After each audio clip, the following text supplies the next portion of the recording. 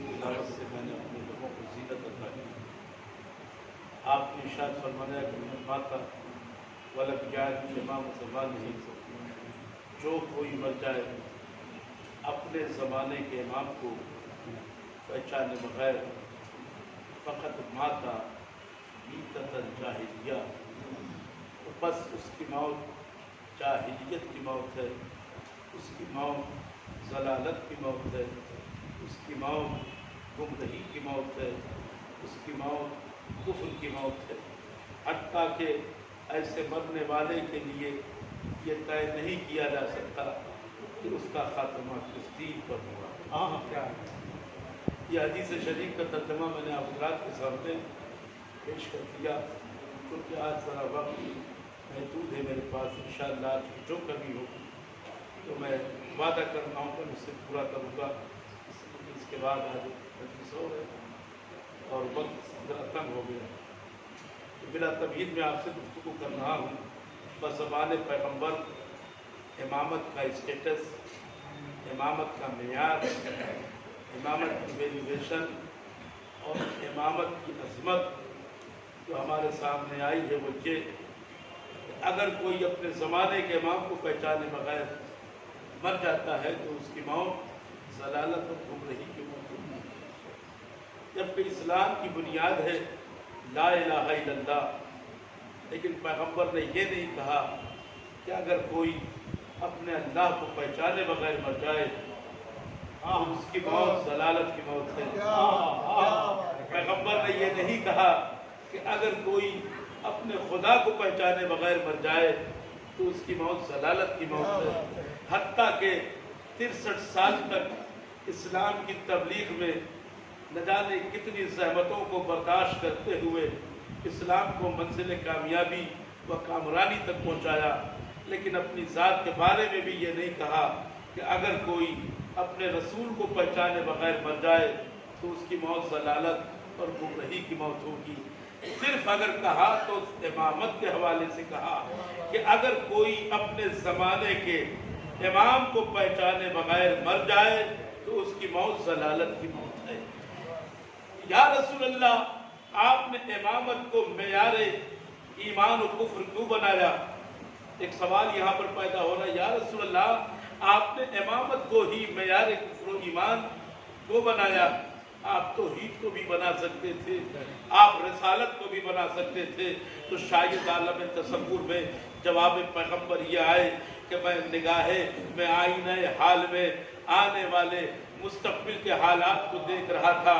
میں یہ جانتا تھا کہ امت اختلاف توحید کی بنیاد پر نہیں کرے گی، امت اختلاف نبوت کی بنیاد پر نہیں کرے گی، بلکہ امت کا اختلاف جو ہوگا وہ امامت کی بنیاد پر ہوگا۔ اسی لیے میں نے امامت کو معیار کفر و اسلام قرار دیا۔ ایک صلوات ارشاد فرمائیں۔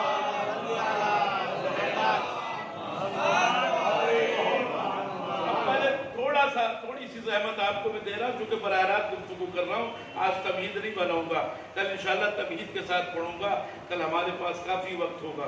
توجہ، اب پہلے ہم یہ سمجھتے ہیں کہ امامت اور نبوت دونوں میں فرق کیا ہے، اس لیے کہ جب تک یہ فرق واضح نہیں ہوگا تب تک ہمارے ذہنوں میں مفہوم نبوت اور امامت مکمل طور پر اجاگر نہیں ہو سکتا۔ تو نبوت کسے کہتے ہیں اور نبی کون ہوتا ہے؟ کہ نبی وہ ہے جو اللہ کی طرف سے بندوں کے لیے پیغام لے کر آئے، یعنی نبی اللہ اور بندوں کے درمیان ایک وسیلے کا نام ہے، ایک رابطے کا نام ہے، ایک ذریعے کا نام ہے جو اللہ اور بندوں کے درمیان ہوتا ہے۔ یعنی جو کچھ خدا دیتا ہے نبی وہ سب کچھ بندوں تک پہنچاتا ہے۔ بالفاظ دیگر میں یوں سمجھاؤں کہ نبی وہ ہے جو بندوں کو خدا سے ملا، نبی وہ ہے جو بندوں کو خدا سے ملا۔ توجہ، یعنی خدا اور بندوں کے درمیان جو وسیلہ ہو، ملاقات کا وہ ہے نبی. سبحان اللہ. اب آپ کے ذہنوں کو میں اور آمادہ کر رہا ہوں اس مفہوم کی طرف کہ جس طرف مجھے آپ کو لے جانا ہے. بندوں کو جو خدا سے ملائے وہ ہوتا ہے نبی. تو پتہ یہ چلا جو خدا اور بندوں کے درمیان وسیلہ ہو اسے نبی کہتے ہیں. تو اب امام کسے کہتے ہیں؟ تو تاریخ نے آگے بڑھ کے ہمیں بتایا کہ جو بندوں اور خدا کے درمیان وسیلہ بنے وہ نبی ہوتا ہے. اور شب معراج جو نبی اور خدا کے درمیان وسیلہ ہے.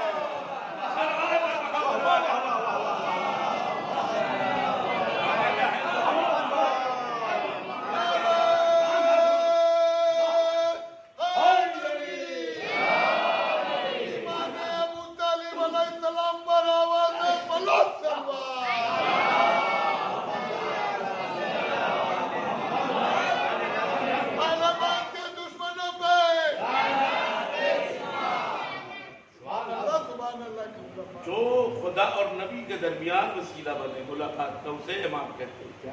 اچھا پورا قرآن الحمد سے لے کر الناس تک قرآن کے 114 سورے 6666 آیتیں میں بسم اللہ اس ساری کے ساری آیتیں امت نے کس کی زبان سے سنا ہے؟ پوری امت مسلمہ میں کیا کوئی یہ کہہ سکتا ہے کہ اس نے قرآن کی ایک آیت بھی اللہ کی زبان سے سنا ہے؟ کل ساری آیتوں کو پیغمبر کی زبان سے سنا گیا. یعنی اللہ نے براہ راست امت سے کلام نہیں کیا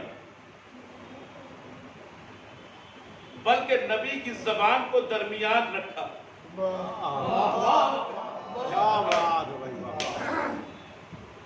نبی کی زبان کو درمیان رکھا.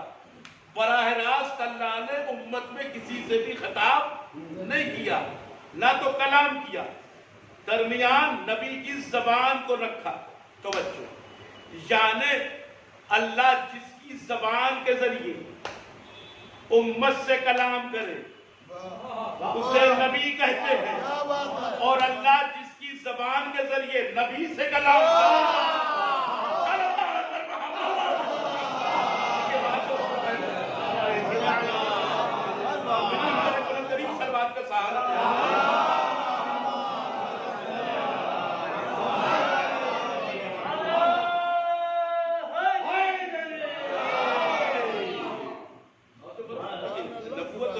اسٹیٹس میں آپ کو آپ کے درمیان واضح کر رہا ہوں اور اس کی ڈیفینیشن کیا ہے مکمل طور پر انشاءاللہ واضح ہو جائے گا. ہمارا اصول کافی میں شیخ یعقوب کلینی نے ایک حدیث لکھی ہے. وہ حدیث بیان کی انہوں نے جس میں نبی اور رسول اور امام تینوں کی تعریف انہوں نے لکھا ہے. معصوم سے پوچھا نبی کسے کہتے ہیں؟ نبی کسے کہتے ہیں؟ کہ نبی وہ ہے کہ جس پر عالم رویا میں وحی الہی نازل ہوتی. کیا مطلب؟ کہ نبی وہ ہے جو عالم خواب میں ملک کو دیکھ سکتا ہے. عالم بیداری میں جسے ملک نظر نہ آئے اسے نبی کہتے ہیں. واہ واہ واہ واہ واہ. دیکھیں فرش عزا پہ بیٹھنے والے مجمع سے زیادہ سمجھدار دنیا میں جسے عالم بیداری میں ملک نہ نظر آئے اسے نبی کہتے ہیں. تو صرف عالم خواب میں ملک کو دیکھ سکتا ہے. رسول کا رسول اور نبی میں ذرا سا فرق ہے. رسول وہ ہے جو عالم خواب اور عالم بیداری دونوں میں ملک کو دیکھ سکتا ہے. اسے رسول کہتے ہیں. دیکھیے بات دیکھنے کی ہے. جسے عالم خواب اور بیداری دونوں حالت میں ملک نظر آئے اسے رسول کہتے ہیں. جسے صرف خواب میں ملک نظر آئے اسے نبی کہتے ہیں. دونوں ڈیفینیشن میں نے آپ کے سامنے رکھ دی. اب امام کسے کہتے ہیں؟ توجہ. اب آئیے میں بتاتا ہوں امام کسے کہتے ہیں. مسجد کوفہ ہے اور منبر مسجد کوفہ میرا آقا اور مولا علی زینت منبر کوفہ بنا ہوا یہ دعوی سلونی کر رہا ہے سلونی سلونی قبل ما ان تفقدونی انی عالم ما شئتم ما فی السماوات والارض پوچھ لو جو کچھ تمہیں پوچھنا ہے قبل اس کے کہ تم مجھے کھو دو میں زمین سے زیادہ آسمان کے راستوں کو جانتا ہوں جیسے ہی علی نے یہ دعویٰ کیا فوراً مجمع سے ایک شخص نمودار ہوا اور نمودار ہو کر کہتا ہے یا علی اگر آپ کا یہ دعویٰ سچا ہے تو ذرا یہ بتائیے کہ اس وقت جبرائیل کہاں ہے اس وقت جبرائیل کہاں ہے علی نے پہلی اپنی نگاہوں کو پہلے زمین کی طرف جھکائی پھر اس کے بعد آسمان کی طرف اٹھائی آسمان کی طرف اٹھانے کے بعد مغرب کی طرف دیکھا پھر مشرق کی طرف دیکھا شمال کی طرف دیکھا جنوب کی طرف دیکھا اس کے بعد سوال کرنے والے کے چہرے کو دیکھتے ہوئے مسکراتے ہوئے میرے مولا نے کہا انتا جبرائیل انتا جبرائیل انتا جبرائیل تو ہی جبرائیل ہے جبرائیل نے حیران ہو کر کہا اے میرے مولا آپ کو پتا کیسے چلا کہ میں ہی جبرائیل ہوں کہ جب تو نے یہ سوال کیا کہ جبرائیل اس وقت کہاں ہے تو میں نے زمین کے پہلے طبق سے لے کر آخری طبق تک اپنی نگاہوں کو ڈالا کہیں پہ تو نظر نہیں آیا پھر میں نے آسمان کی طرف نگاہوں کو اٹھایا عرش اول سے لے کر عرش حق تک میں نے دیکھا تو کہیں بھی نظر نہ آیا پھر میں نے مشرق سے مغرب تک دیکھا کہیں بھی نظر نہیں آیا شمال سے جنوب تک دیکھا جب تو کہیں نظر نہیں آیا تو میں سمجھ گیا کہ جو اس وقت میرے روبرو کھڑا ہے یہی جبرائیل ہے یہی جبرائیل ہے اب جملہ سنیے گا یہی جبرائیل ہے یہی جبرائیل ہے تو نبی وہ ہے جو عالم خواب میں صرف عالم خواب میں ملک کو دیکھے رسول وہ ہے جو عالم خواب اور بیداری میں ملک کو دیکھے مگر امام وہ ہے کہ جب چاہے جہاں چاہے ملک کو دیکھے اب جبرائیل کہتا مولا ایک لمحے میں آپ نے پوری کائنات کی سیر کر لی پوری کائنات کا معائنہ کر لیا اور جب آپ نے دیکھا میں کہیں نہیں ہوں تو آپ سمجھ گئے کہ اس وقت میں مسجد کوفہ میں ہوں اے میرے مولا ایک لمحے میں پوری کائنات کی سیر آپ کی نگاہوں نے کیسے کر لیا کہ جبرائیل تجھے پتا نہیں میں اس نبی کا غلام ہوں کہ جس نے چشمے زدن میں سانس سے لے کر صلوات محمد میں اس نبی کا مل جل کر ایک بلند ترین صلوات کا سہارا لیا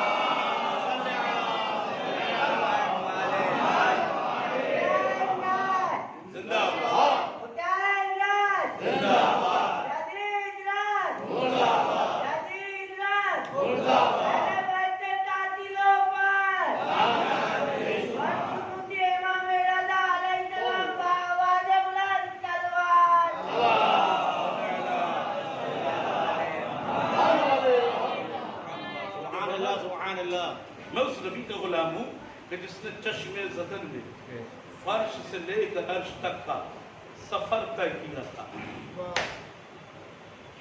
پوری کائنات علی کے نقطہ چشم میں سمائی ہوئی علی کی ذات بھی کیا ذات ہے کبھی تو پوری کائنات نقطہ چشم علی میں ہو کبھی پورا قرآن نقطہ با کی شکل میں ذات علی میں ہو پوری کائنات نقطہ چشم علی میں سمائی ہوئی اور اسی لیے جب جنگ نہروان میں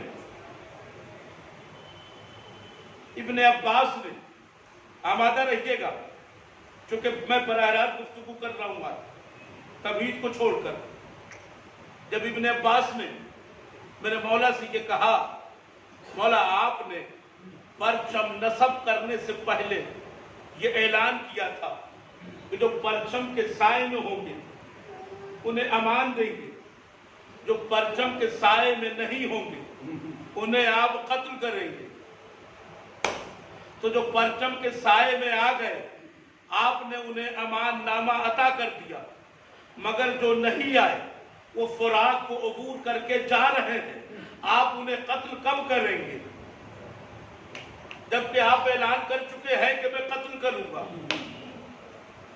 تو اب تو وہ فرات کو پار کر کے اس کنارے سے اس کنارے جا رہے ہیں.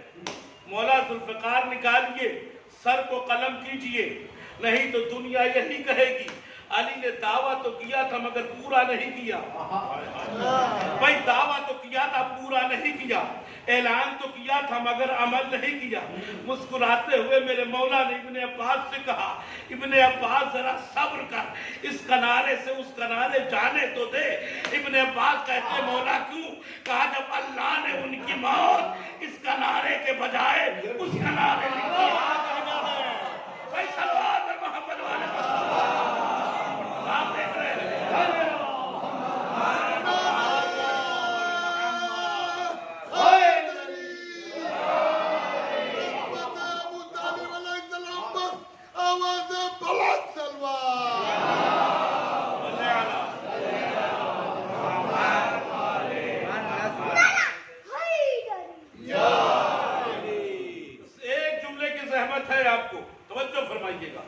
گفتگو کو میں مکمل کر رہا ہوں، مضمون کو سمیٹ رہا ہوں. نبوت اور امامت کا فرق 5 دن انشاءاللہ. موضوع امامت پر ناچیز کے دامن علم میں جو کچھ عطائے مولا اور زکات مولا ہے وہ سب میں آپ کے حوالے کروں گا. کوشش یہی ہوگی کسی طرح سے حق موضوع ادا ہو جائے. توجہ، جب اللہ نے ان کی موت اس کنارے کے بجائے اس کنارے لکھی تو علی انہیں یہاں کیسے قتل کر؟ ابن عباس کہتے ہیں مولا آپ کو یہ بھی معلوم ہے کہ کس کی موت کہاں لکھی ہے؟ کہ ابن عباس تو علی کا شاگرد ہے. اس کے بعد بھی یہ سوال چل رہا ہے، ذرا یہ سوچ علی کو معلوم کیا نہیں ہے؟ علی کو معلوم کیا نہیں ہے؟ قسم خدا کے قیامت تا صبح قیامت پیدا ہونے والے بچے کا نام کیا ہوگا؟ اس کی ولدیت کیا ہوگی؟ اس کا انداز کیا ہوگا؟ اس کا رنگ کیا ہوگا؟ اس کا روپ کیا ہوگا؟ اس کا کردار کیا ہوگا؟ توجہ، وہ دفن کہاں ہوگا؟ مرے گا کہاں؟ علی سب کچھ جانتا ہے. توجہ، صلب بدر سے لے کر بطن مادر تک، عالم زر سے لے کر عالم نور تک، عالم نور سے لے کر عالم روح تک، عالم روح سے لے کر پشت بدر تک، پشت بدر سے لے کر بطن مادر تک، بطن مادر سے لے کر عالم ظہور تک، عالم ظہور سے لے کر عالم حضور تک، عالم حضور سے لے کر عالم شہود تک، عالم شہود سے لے کر ہمیں قیامت جتنے بھی بچے دنیا میں آنے والے ہیں علی سب کی ماں کو بھی جانتا ہے، سب کے ماں کو بھی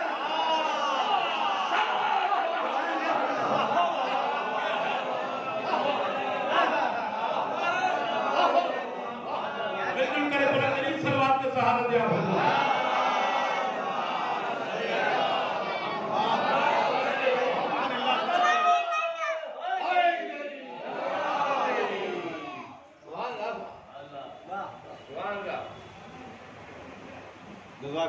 یہ صفین کا میدان، نہروان کا میدان. آپ کو معلوم ہے نہروان کس سے ہوئی تھی؟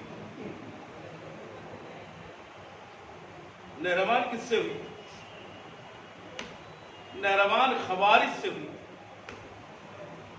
یہ خوارج کون تھے؟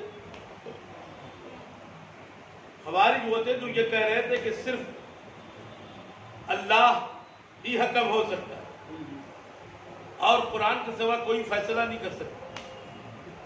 یعنی وہ اللہ کو کافی مان رہے تھے اور قرآن کو کافی مان رہے تھے.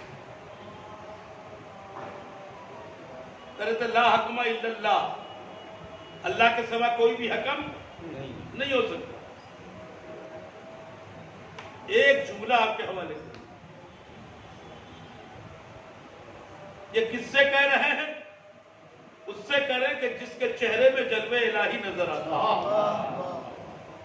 جس کے چہرے کو وجہ اللہ کہا گیا. علی نے ان سے صرف ایک سوال کیا کہ یہ بتاؤ کہ تم 20,000 کی شکل میں میرے مقابلے میں کیوں آئے جبکہ صفین میں تم ہمارے ہی ساتھ تھے؟ بھئی یہ ضروری نہیں ہے کہ جو آج علی کے ساتھ ہو وہ کل بھی ہو. ارے جملے کی نزاکت کا ذرا نزاکت کو دیکھیں. جملے کی ضروری نہیں ہے کہ جو آج علی کے ساتھ ہو وہ کل بھی علی کے ساتھ ہو. تاریخ میں ایسا ہو چکا ہے، جو صفین میں علی کے ساتھ تھے، علی کے ہمرکاب تھے، وہی نہروان میں علی کے مقابلے میں آئے. توجہ، ضروری نہیں جو کل امام کے ساتھ تھے وہ آج بھی امام کے ساتھ ہو. ایسا پہلے کے ساتھ بھی ہو چکا ہے اور ایسا آخر کے ساتھ بھی ہوگا. آمادہ رہیے گا. تم کیوں جمع ہوئے ہو؟ کہ ہم اس لیے جمع ہوئے کہ ہم آپ کو قتل کریں. کہ کل ہمارے ساتھ کیوں تھے؟ کہ کل ساتھ اس لیے تھے کہ ہمیں معلوم نہیں تھا. کہ کیا نہیں معلوم تھا؟ توجہ، کہ یہ نہیں معلوم تھا کہ آپ اپنے آپ کو حکم سمجھتے ہیں. ہم یہ سمجھ رہے تھے کہ قرآن ہمارے درمیان حکم ہے. کہ سنو، صفین میں جب نیزے پر قرآن کو بلند کیا گیا تو ہم نے ایک جملہ کہا تھا، یہ جزدانوں میں جو لپٹا ہوا ہے یہ قرآن نہیں ہے. اصل قرآن تمہارے روبرو میں علی ہوں. یہ جو کاغذ کی عبارت ہے یہ قرآن نہیں ہے. اصل قرآن میں ہوں. یہ قرآن میرے بغیر کچھ کر ہی نہیں سکتا. اور تمہیں یقین نہ ہے، قرآن نے جتنے بھی دعوے کیے ہیں، ایک بھی دعویٰ قرآن کا اگر میرے بغیر پورا ہو جائے، یہ ثابت ہو جائے، تو میں مان لوں گا کہ پوری امت کے لیے تنہا قرآن کافی ہے. لیکن قرآن ہمارے بغیر کافی نہیں ہے. ارے جب قرآن خود ہمارے بغیر مکمل نہیں ہو سکتا، قرآن ہمارے بغیر تفسیر نہیں کر سکتا، قرآن ہمارے بغیر کسی کی ہدایت نہیں کر سکتا، قرآن ہمارے بغیر کسی دعوے کو ثابت نہیں کر سکتا، تو بتاؤ تم ہمارے بغیر کسی بھی دعوے کو کہاں سے ثابت کر سکتے ہو؟ میں علی ابن ابی طالب سرزمین نہروان پر تمہارے خون کو بہانا نہیں چاہتا. جملے کی نزاکت دیکھیے گا نہج بلاغہ کا خطبہ ہے اس کا جملہ. میں نہیں چاہتا کہ تمہارے خون سے زمین نہروان رنگین ہو. انہوں نے کہا کیوں؟ کہ اس لیے کہ یہ زمین بھی تمہارے نجس خون سے کراہت کر رہی ہے. اس لیے کہ زمین بھی تمہارے نجس خون سے کراہت کر رہی ہے، لہذا چلے جاؤ. کہ نہیں جائیں. علی نے علم لیا، علم کو اپنے اور خوارج کے لشکر کے درمیان نصب کیا. نصب کر کے کہا میں تمہیں دعوت امن دیتا ہوں. دیکھیے علی کسے کہتے ہیں اور امام کسے کہتے ہیں؟ جو سارے دشمنوں کی زندگی اور موت کا اختیار اپنی مٹھی میں رکھتا ہو، اس کے باوجود بھی اپنے دشمن کو دعوت امن دے رہا ہو. لیکن اسے امام کہتے ہیں. میں تمہیں موقع دے رہا ہوں، آ جاؤ. نہیں آئے. جو آئے علی نے انہیں چھوڑ دیا. ہمارے پاس دو چیزیں ہیں، ایک ہے علم. دو چیزیں بڑی مشہور ہیں. علم جو کہ علی کو ملا، ذوالفقار وہ بھی علی کو ملی. یہ دو وراثتیں ایسی ہیں جو آج تک دنیا علی سے نہ چھین سکی. بھائی سب کچھ تو چھین لیا مگر علم اور ذوالفقار علی کے ہی پاس رہی. کیوں؟ اس لیے کہ ذوالفقار اٹھانے کے لیے بہادر کی شرط ہے، علم اٹھانے کے لیے مرد کی شرط ہے. دونوں کے لیے شرطیں ہیں. تو علم علی کے سوا کسی کے پاس نہیں، ذوالفقار علی کے سوا کسی کے پاس نہیں. توجہ، علم نے سب کیا، دعوت امن دی. جو 12,000 آئے علی نے انہیں امان نامہ لکھ کے دے دیا، جاؤ میں تمہیں جان بخش رہا ہوں. مگر جو 8,000 نہیں آئے علی نے انہیں وہیں پر قتل کر کے جہنم رسید کر دیا. اور وہیں سے علی نے توجہ علم چاہنے والوں کے ہاتھوں میں دیا. ذوالفقار کو آخری علی کے حوالے کیا، توجہ، اور چاہنے والوں سے کہا لو علم اپنے ہاتھوں میں لے کر دنیا میں تا ظہور مہدی آخر دعوت امن دنیا کو دیتے رہو، اس لیے کہ جب وارث علی ذوالفقار لے کر آئے گا تو بس وہ یہ دیکھے گا کون علم کے سائے میں ہے، کون علم کے سائے میں ہے۔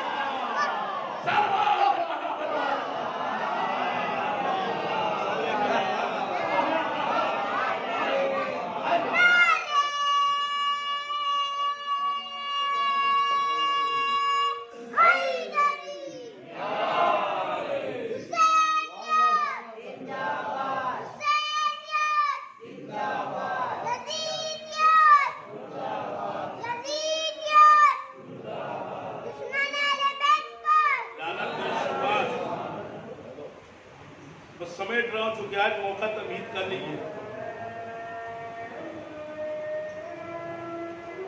علامات ہمارے پاس صفین میں نیزوں پر قرآن چڑھایا ہے اور کہا کہ تم قرآن کا واسطہ دے جنگ کو روکو۔ نے کیا کیا؟ ایک جملہ ہے مالک اشتر کا، معرفت سے لبریز جملہ، تو جناب امیر کے خیمے کو انہی خوارج نے گھیرا صفین میں، ان کا یاد ہی ہم قرآن پہ تیر نہیں چلا سکتے۔ دشمن نے امن کا پرچم بلند کیا، نیزوں پہ قرآن بلند کیا، اب حکم دیجئے جنگ روکی جائے۔ تو ہمارے یاسر دوڑے ہوئے مالک اشتر کے پاس کمالی تلوار روک کیوں؟ کا نیزوں پہ قرآن ہے اس لیے جنگ روک۔ تو مالک اشتر نے جملہ کہا، وہ جملہ آپ کی عقیدتوں کی نظر کرنا۔ مالک اشتر نے کہا ہمارے یاسر میں نے یہ جنگ اس قرآن کے کہنے سے شروع نہیں کی تھی، میں نے یہ جنگ اس قرآن کے کہنے سے شروع نہیں کی تھی، میں نے یہ جنگ اس قرآن کے کہنے سے شروع کی تھی جو ابھی خیمے میں بیٹھا ہوا ہے۔ میں نے یہ جنگ علی کے کہنے سے شروع کی تھی، توجہ فرمائیے گا۔ عمار نے کہا اسی قرآن نے حکم دیا ہے کہ جنگ کو روک لو، قسم خدا کے جیسے ہی مالک اشتر نے سنا کہ میرے آقا اور مولا علی نے کہا ہے کہ جنگ روک دی جائے، تلوار کو وہیں پر روک دیا، جنبش بھی نہیں ہونے دی۔ دشمن سے کہا کہ اگر مجھے اپنے مولا اور آقا علی کی اطاعت کا اطاعت کا خیال نہیں ہوتا تو اے خیمے میں بیٹھے ہوئے دشمن علی ایک لمحے میں مالک اشتر تیری گردن کو ابھی ابھی قطع کر دیتا، لیکن میں یہ سمجھتا ہوں کہ مالک کی جیت اس وقت تیرا سر کاٹنے میں نہیں ہے بلکہ علی کے حکم پر اپنی تلوار کو روک لینے میں ہے۔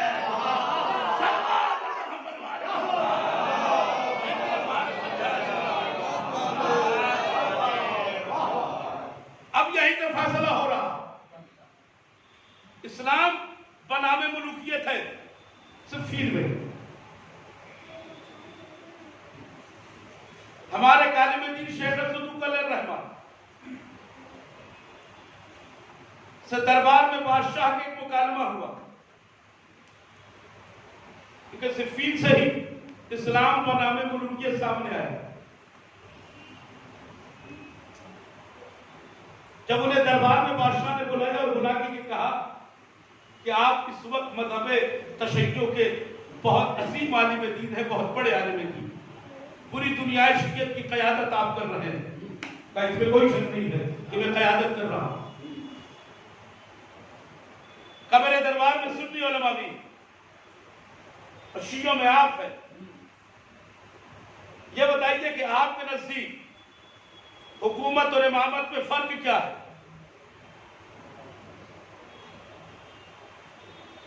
حکومت اور امامت میں فرق کیا ہے؟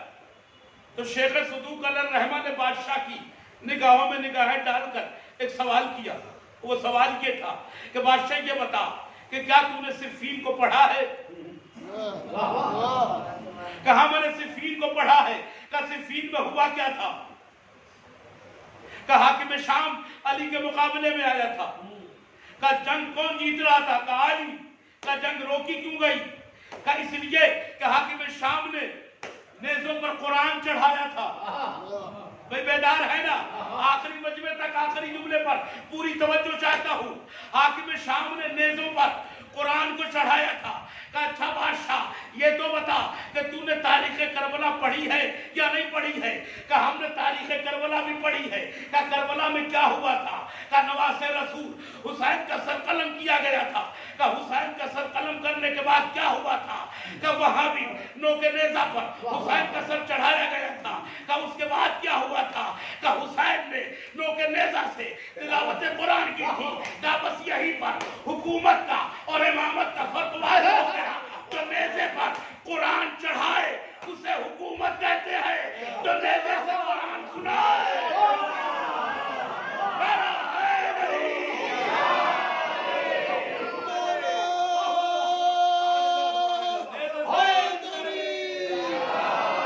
ایمان ابو طالب علیہ السلام پر آواز بلند سلوات۔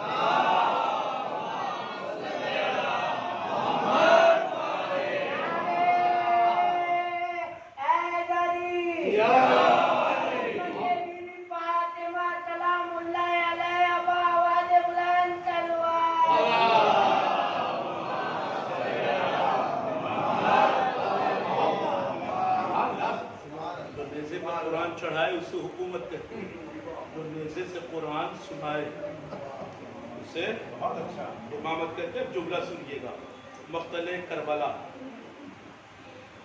میں یہ جملہ لکھا ہوا بخط جلی لکھا گیا کہ جب حسین نوک نیزہ سے قرآن سنانے لگے تو لشکر یزید سے ایک سپاہی نکلا اور اس نیزے کے قریب آیا، جس نیزے پر حسین کا سر تلاوت کر رہا۔ توجہ فرمائیے، میری طرف مخاطب ہے، آخری جملہ میری تقریر کا یہی سر حسین۔ اور جب اس نے دیکھا کہ سر حسین تلاوت قرآن کر رہا ہے تو اس نے شام کا رخ کیا۔ شام کا رخ کر کے وہ کہتا ہے یزید تو جی کے بھی مر گیا، تو جی کے بھی مر گیا، حسین مر کے بھی جی گیا۔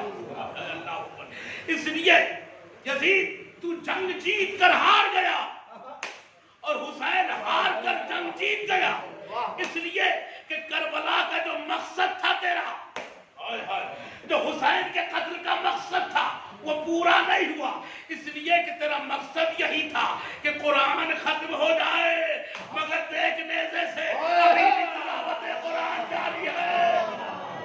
تلاوت قرآن کا جاری رہنا اس بات کی دلیل ہے کہ حسین ہمیشہ کے لیے جی گیا ہے، یزید ہمیشہ کے لیے مر گیا ہے۔ نو کے نیزہ سے حسین نے تلاوت قرآن شروع۔ آپ کو پتا ہے مقتل کربلا میں جب حسین نے تلاوت قرآن شروع، یہیں پہ چھوڑ رہا ہوں انشاءاللہ، کل پھر اسی موضوع پہ آپ سنیے گا مضمون تفصیل کے ساتھ۔ لشکر یزید میں ایک سناٹا چھا گیا، کائنات خون کے آنسو رو رہی تھی، زمین سے خون کے چشمے ابل رہے تھے، آسمان سے خون کی بارشیں ہو رہی تھی، فرشتوں میں شور و شائن تھا، ملائکہ سماوات کی جد، سورج سرخ ہو گیا تھا، پوری کائنات کا منظر بدلا ہوا تھا۔ دوستو تھوڑی دیر کے بعد جب آفتاب غروب ہو گیا، کربلا میں اندھیرا چھایا۔ آپ کو پتا ہے جناب فضا خیمے کی در پر بیٹھ مقتل کا معائنہ کر رہی تھی، اتنے میں ایک آواز حاضر میں آئی، فضا چلو گھوڑوں کی نال بندی کرو، گھوڑوں کی نال بندی کرو۔ یہ آواز جیسے کانوں میں آئی، دوڑ کر جناب فضا جناب زینب کہتی ہے بھی تیرے مادائی کی لاشے کی خواہش فوج جدید گھوڑوں کی نال بندی کر رہی ہے اللہ نال بندی ہو گئی جناب زینب کو فرات کر رکی آواز دی اے میرے غیرت دار بھائی عباس تیرے آقا کے لاشیں کی پامالی ہونے جا رہی ہے اے عباس کوئی نہیں ہے جو حسین کے لاشیں کی حفاظت کرے اے علی اکبر آؤ بابا کے لاشیں کی حفاظت کرو ازادار علی کی بیٹی مقتل میں فریاد کرتی رہی مگر کوئی نہ تھا جو مدد کے لیا تھا آخری جملہ مشاہد سے سن لے آخر میں جناب فضا خیمے سے نکل کر مقتل کربلا میں آتی ہے آ کے آواز دیتی ہے یا ابن حارث ادرک ناشن حسین اے ابن حارث حسین کی لاشیں کی عبادت کر تو ایک شیر نمودار ہوا آ کے حسین کی لاشیں کا تمام کرنے لگا فوج یزید رک گئی مگر عزیز جملہ سنیے گا قیامت کا جملہ ہے اس شیر کی عادت یہ تھی کہ دن بھر لٹے ہوئے قافلے کے ساتھ ہوتا تھا شب میں حسین کی لاشیں کے پاس آتا تھا ایک دن ایسا ہوا سورج ڈوبتے ہی حسین کی لاشیں کے پاس آیا تڑپنے لگا تڑپ تڑپ کر اس نے اپنی جان دے دی حسین نے سوال کیا